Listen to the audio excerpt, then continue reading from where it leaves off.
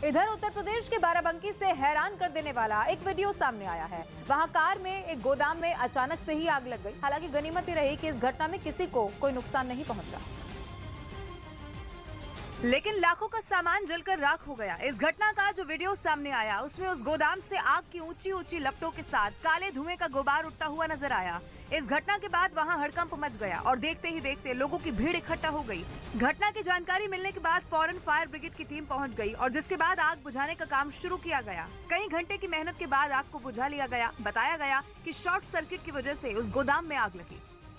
झारखंड के साहिबगंज में रेबिका हत्याकांड के विरोध में बीजेपी के कई कार्यकर्ताओं ने जोरदार प्रदर्शन किया। इस मामले में पुलिस ने आरोपी दिलदार अंसारी समेत 8 लोगों को गिरफ्तार कर लिया, लेकिन आरोपियों को कड़ी सजा देने की मांग करते हुए बीजेपी के कई नेता और कार्यकर्ता साहिबगंज की सड़कों पर उतर आए और आदिवासी समुदाय की रेबिका पहाड़ी को इंसाफ दिलाने। ये मुर्गी फार्म बना के हर महीने 2 लाख कमाते हैं। हर दिन इसमें सिर्फ 4 घंटे एक्स्ट्रा देते हैं। आपको भी ये सीखना है तो फ्रीडम ऐप को अभी डाउनलोड कीजिए। की मांग की फांसी की मांग को लेकर ये लोग अभी यहाँ पर सड़कों पर प्रदर्शन करते हुए यहाँ पर प्रखंड कार्यालय में पहुंचे हुए हैं।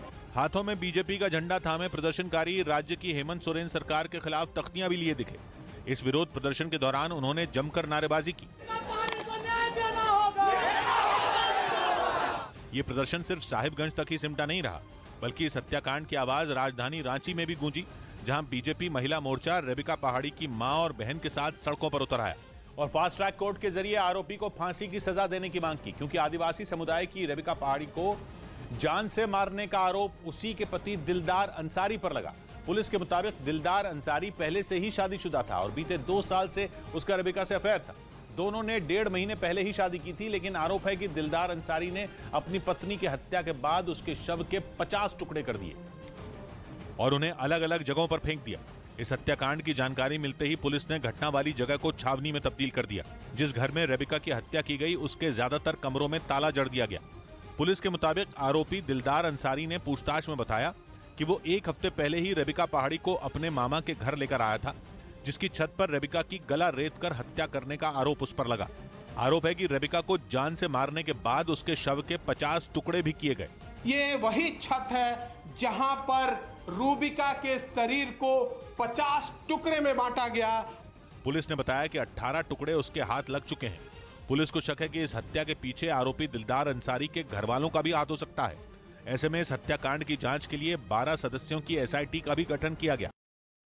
अहमदाबाद क्राइम ब्रांच ने 300 से ज्यादा ऐप और वेबसाइटों को बंद करके चीनी जालसाजों को तगड़ा झटका दिया। बताया गया कि इन ऐप और वेबसाइटों के जरिए लोगों को ऑनलाइन लोन दिया जाता था और मिनटों में लोन के लालच में लोग अपनी कई सारी जानकारियां उन ऐप और वेबसाइटों पर अपलोड कर देते थे। पुलिस ने जानकारी दी कि लोन देने वाले ये ऐप बाद में लोगों को ब्लैकमेल करने का काम भी करते थे। चाइना है जहां से ये सारी चीजें हो रही है। बताया गया कि कई लोग चीनी जालसाजों के शिकार में फंसे हुए थे, जिनकी शिकायत पर यह कार्रवाई की गई।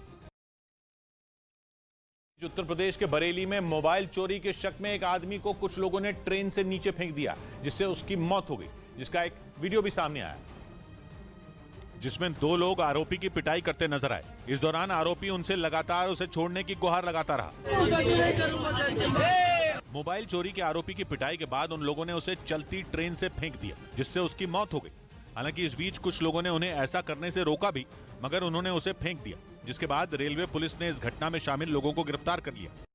उधर खबर है कि न्यूयॉर्क में अब दुकानों पर कुत्ते, बिल्ली और खरगोशों की बिक्री पर बैन होगा। यह फैसला 2024 से लागू होगा, जिसके तहत न्यूयॉर्क में कोई भी दुकानदार कुत्ते, बिल्ली और खरगोश नहीं बेच पाएगा। उन्हें बेचने के बजाय सरकार ने दुकानदारों को शेल्टर होम के साथ मिलकर काम करने की नसीहत दी।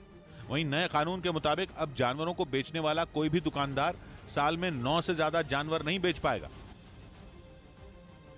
इधर उत्तर प्रदेश के मेरठ से एक हैरान कर देने वाला मामला सामने आया। वहां थाने में ही खड़ी गाड़ियों के सामान चोरी हो गए। आरोप है कि पुलिसकर्मियों ने चोरों के साथ मिलकर इस मामले को अंजाम दिया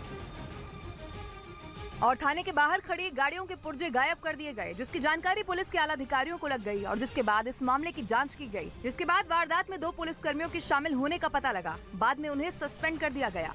2 अभियुक्तों को गिरफ्तार किया गया और उनके कब्जे से गाड़ी का चोरी किया गया।